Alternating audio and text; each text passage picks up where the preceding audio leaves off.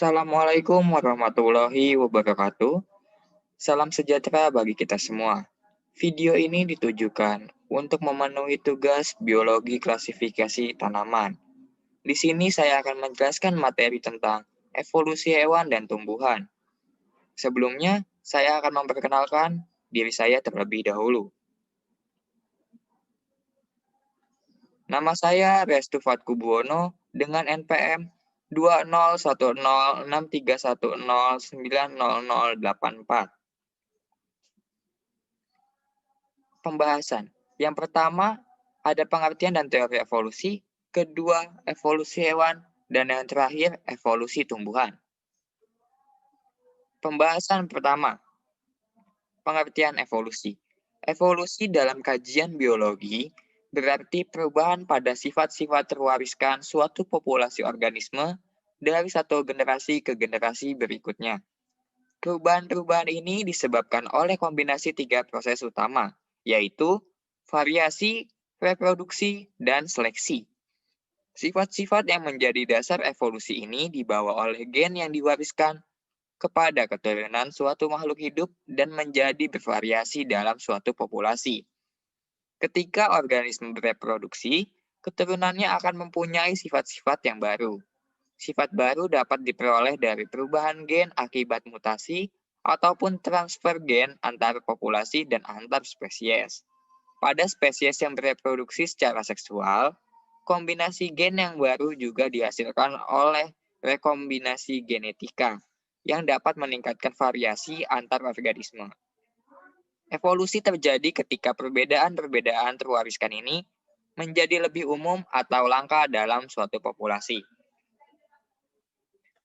Selanjutnya, teori evolusi menurut para ahli. Pertama, teori Lamarck. Dikenal dengan teori perolehan yang terwariskan secara genetik awal abad ke-19, tepatnya pada tahun 1809, Lamarck memperkenalkan bahwa sifat fenotip perolehan lingkungan dapat diwariskan secara genetik. Bagian tubuh yang tidak digunakan akan mengalami retardasi atau tidak berkembang. Bagian atau alat tubuh yang dipergunakan akan berkembang lebih kuat dan lebih besar. Yang kedua, teori dari Charles Darwin. Charles Darwin menyatakan bahwa evolusi disebabkan oleh proses seleksi alam. Karena itu, teori evolusi Darwin disebut juga teori seleksi alam.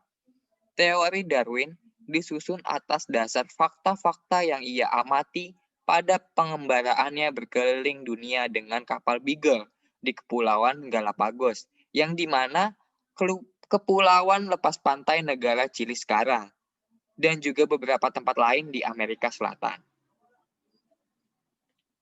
Perbedaan antara teori Lamarck dan teori Darwin tentang evolusi leher jerapah. Pada teori Lamarck, moyang jerapah mungkin berleher pendek.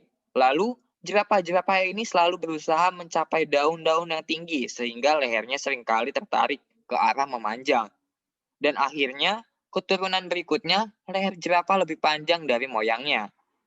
Namun pada teori Darwin menyatakan, panjang leher jerapah bervariasi, ada yang pendek dan ada yang panjang. Yang berleher pendek mati, hanya jerapah berleher panjang saja yang menghasilkan keturunan baru. Dan akhirnya hanya jerapah berleher panjang saja yang mempunyai kelangsungan hidup. Selanjutnya, pembahasan kedua. Evolusi hewan. Para ahli berpendapat bahwa hewan berevolusi dari eukariota berflagel. Organisme hidup pada saat ini yang paling dekat dengan nenek moyang hewan adalah Choanoflagellata, kelas Choanoflagellatae. Choanoflagellata adalah flagellata berkerah atau berleher yang memiliki morfologi mirip dengan choanosid pada beberapa spons tertentu. Macam-macam evolusi pada hewan. Yang pertama, evolusi simetri. Kedua, evolusi jaringan. Ketiga, evolusi rongga tubuh. Dan yang keempat, evolusi perkembangan embrionik. Pertama, evolusi simetri. Simetri dalam biologi adalah distribusi anggota-anggota badan atau bentuk pada tubuh organisme. Bentuk dari sebagian besar organisme multiseluler selalu menunjukkan bentuk simetri tertentu, bisa radial atau simetrikal. Akan tetapi, Ada juga hewan yang tidak menunjukkan simetri atau asimetris, yaitu spons atau porifera. Terdapat dua kelompok hewan berdasarkan simetrinya, yaitu pertama, simetri radial. Organisme dengan simetri radial menyerupai kue pie. Apabila bidangnya dipotong akan menghasilkan potongan yang identik. Organisme ini memiliki sisi atas atau lokasi adanya mulut dan bawah. Tetapi organisme ini tidak memiliki sisi depan dan belakang ataupun sisi kiri dan kanan. Yang kedua, simetri bilateral. Organisme dengan simetri bilateral memiliki dua sumbu orientasi, yaitu depan belakang dan atas bawah. Oleh karena itu, organisme dengan simetri ini memiliki sisi atas atau dorsal dan sisi bawah atau ventral, sisi kiri dan kanan, serta sisi depan atau anterior dan belakang, posterior. Kedua, evolusi jaringan. Sel-sel dari sebagian besar hewan, kecuali spons atau porifera, tersusun menjadi jaringan, yaitu kelompok dari sel-sel serupa yang berlaku sebagai unit fungsional. Pada hewan, jaringan sejati satu dengan lainnya dipisahkan oleh lapisan membran. Pada sebagian besar hewan, kecuali spons atau porifera, lapisan pada embrio terbentuk saat gastrulasi. Lapisan ini disebut lapisan kecambah atau germ layer atau lapisan embrionik. Lapisan ini akan berkembang menjadi aneka jaringan dan organ tubuh. Terdapat dua kelompok hewan berdasarkan jumlah lapisan kecambahnya, yaitu pertama, diploplastik adalah organisme yang memiliki dua lapisan embrionik, yaitu ectoderm atau luar dan endoderm atau dalam. Yang kedua, triploblastik adalah organisme yang memiliki tiga lapisan embrionik, yaitu ectoderm atau luar, mesoderm atau tengah, dan endoderm atau dalam. Yang ketiga, evolusi rongga tubuh. Sebagai hewan triploblastik memiliki rongga tubuh berupa ruang berisi cairan atau udara yang ada di antara sistem pencernaan dan permukaan luar tubuh. Rongga tubuh ini disebut dengan selom. Selom sejati terbentuk dari jaringan yang berasal dari mesoderm. Sedangkan selom semu atau disebut juga pseudoselom dibentuk dari mesoderm dan endoderm. Hewan yang mempunyai selom sejati disebut selomata. Hewan yang mempunyai selom semu disebut pseudoselomata dan hewan yang tidak memiliki selom disebut aselomata. Rongga tubuh memiliki berbagai fungsi. Selom dapat meredam goncangan dan membentuk rangka hidrostatis untuk mencegah cedera internal. Selom juga membuat otot dapat tumbuh independen dari dinding tubuh. Cairan di dalam selom memiliki beberapa fungsi, yaitu membuat organ internal dapat tumbuh dan bergerak dengan bebas, untuk transportasi gas, nutrisi, dan zat sisa antara bagian-bagian tubuh yang berbeda, serta untuk menyimpan sperma dan sel telur selama pematangan. Yang keempat, evolusi perkembangan embrionik. Pada hewan simetris bilateral, perkembangan embrio atau tahap gastrula akan terbentuk bola berongga. Rongga ini disebut juga dengan arkentron, yang berkomunikasi dengan dunia luar melalui blastopora. Pada protostomia, mulut berkembang dari blastopora atau dari celah di dekat blastopora. Pada beberapa jenis hewan protostomia, mulut dan anus berkembang dari blastopora. Akan tetapi, pada jenis lain, anus akan terbentuk belakangan daripada bagian lainnya. Disebut protostomia karena mulut terbentuk pertama. Sebaliknya, deuterostomia berarti mulut terbentuk kedua. Karena pada hewan kelompok ini, mulut tidak terbentuk dari blastopora. Blastopora akan berkembang menjadi anus dan mulut akan terbentuk dari celah lain yang akan terbentuk nantinya pada perkembangan berikutnya. Lalu pembahasan ketiga. Evolusi tumbuhan. Evolusi tumbuhan adalah serangkaian fenomena evolusi yang terjadi pada tumbuhan. Fenomena evolusi adalah karakteristik dari populasi yang dideskripsikan lewat rata-rata, median, distribusi, dan metode statistik lainnya. Menurut Campbell dan kawan-kawan, pada tahun 2003, berdasarkan catatan fosil yang ada, sejarah adaptasi daratan oleh tumbuhan terdapat 4 periode utama evolusi tumbuhan. Periode tersebut merupakan radiasi adaptif yang mengikuti evolusi struktur bagi peluang kehidupan di darat. Keempat periode adalah sebagai berikut, dan inilah gambarnya.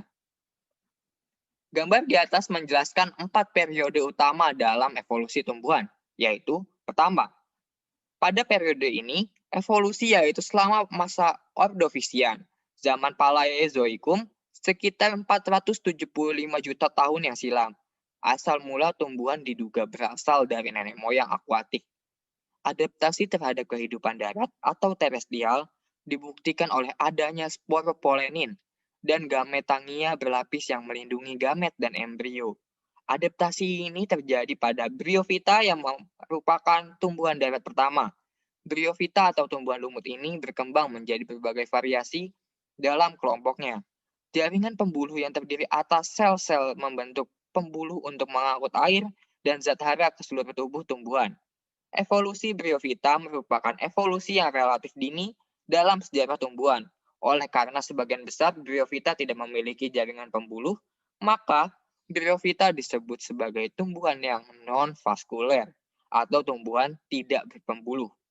Namun, ada sebagian kecil Bryophyta yang memiliki jaringan pembuluh pengangkutan air. Dengan demikian, pengelompokan Bryophyta sebagai tumbuhan non-vaskuler tidak seluruhnya benar. Pada periode kedua, diversifikasi tumbuhan vaskuler selama masa Devon awal, sekitar 420 juta tahun silam, di mana tumbuhan vaskuler pertama tidak memiliki biji dan keadaan ini masih ditemukan pada paku-pakuan. Lalu pada periode ketiga, dimulai dengan kemunculan biji, yaitu struktur yang mempercepat kolonisasi daratan dengan cara melindungi embrio tumbuhan dari kekeringan dan ancaman lainnya. Tumbuhan vaskuler biji pertama muncul sekitar 360 juta tahun silam, dekat dengan masa Devon. Tumbuhan berbiji awal bijinya tidak terbungkus dalam ruang khusus seperti pada berbagai jenis Gymnospermae, termasuk konifer seperti pinus dan tumbuhan konus. Tumbuhan ini hidup bersama tumbuhan lainnya mendominasi bentang alam selama lebih dari 200 juta tahun. Dan yang terakhir periode keempat, evolusi tumbuhan terjadi pada masa Kreta. Zaman Mesozoikum, sekitar 130 juta tahun yang lalu, periode ini ditandai dengan kemunculan tumbuhan berbunga yang memiliki struktur reproduksi yang agak rumit, di mana biji dilindungi oleh ruangan yang disebut ovarium. Karena biji terlindungi sedemikian rupa, maka kelompok ini disebut dengan tumbuhan berbiji tertutup atau angiospermae. Dalam bahasa Yunani, angio berarti wadah dan spermae berarti benih atau biji. Betapapun juga telah lama diyakini bahwa tumbuhan berevolusi dari alga hijau, yaitu protista fotosintetik yang hidup di air. Kelompok alga hijau berkembang sangat pesat, sehingga keanekaragamannya juga tinggi. Kini banyak bukti yang mengarahkan kekerabatan jenis alga hijau yang termasuk Charophyta dengan tumbuhan.